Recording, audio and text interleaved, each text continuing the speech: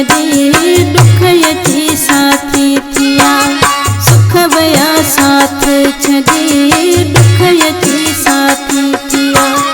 गम सूरन मूसा निभायो गम सूरन मूसा निभायो दर्द घर भाती थिया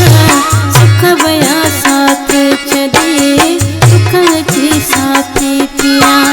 सुख वया साथ छॾे दुख अची साथी थिया गम सूरन मूसा निभायो गम सूरन मूसा निभायो दर्द घर भाती थिया सुख वया साथ छॾे दुख अची साथी थिया